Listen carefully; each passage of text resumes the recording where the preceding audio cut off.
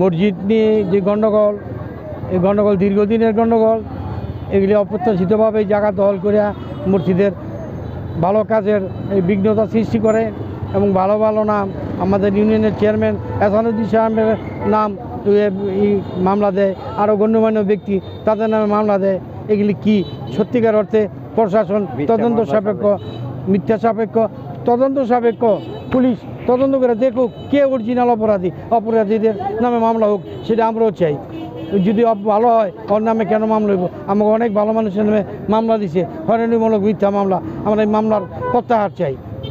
মূলত হচ্ছে মসজিদের জায়গাটা নিয়ে অনেক দীর্ঘদিন যাবৎ এই মসজিদের জায়গা নিয়ে দখল করে রাখছে। জায়গা হইল 10% 10.5%। এর মধ্যে আমরা 7% মিলে আমরা আছি। অবশিষ্ট জায়গা স্কুল করে রাখছে উনি। স্কুলের ভিতরে ওনার জায়গা আরও 3.5% জায়গা আছে। আমরা কাজ করতে গেলে বাধা দেয়, হুমকি ধমকি দেয়। হ্যাঁ, প্রশাসনের লগে কইরা বহু ক্ষমতা দেখাইছে। ক্ষমতার পরিপ্রেক্ষিতে আমরা কোনো কাজ করতে পারি না। প্রায় এই ধরনেরই হয়।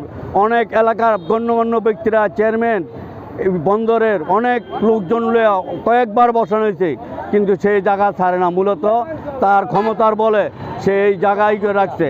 আর যেই ঘটনাটা ঘটছে, এটারে অন্যদিকে ডাইভার্ট করার জন্য এই আমাদের বিরুদ্ধে সে নিজের লোকজন দিয়া এই মিথ্যা কইরা ভাঙচুর কইরা আমাদেরকে ফাঁসানোর জন্য মিথ্যা মামলা দেওয়া হয়েছে।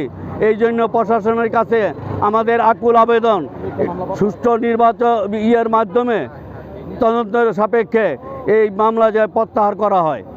দুর্নীতিবাজ যারা এখানে ছিল না, এই যে মামলাটা হয়েছে, অনেকেই এখানে জানেই না। তাদের 60 বছর 70 বছর বয়স এবং তারা বিভিন্ন জায়গায় ব্যস্ত আছিল, এই ব্যাপারে তারা জানেই না। অথচ খবর পাওয়া গেছে যে তাদের নামেও মামলা করছে বা জিডি করছে এবং চেয়ারম্যান সাহেবও করছে, আমাদের অনেকের নামই করছে যারা এই মসজিদের ব্যাপারে কিছুই জানে না।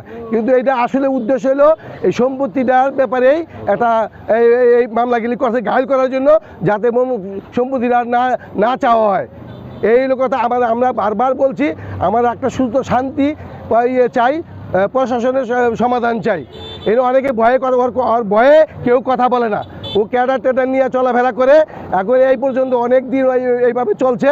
ওর ভয়ে কেউ কথা বলে না। আমরা এটার সুবিচার চাই।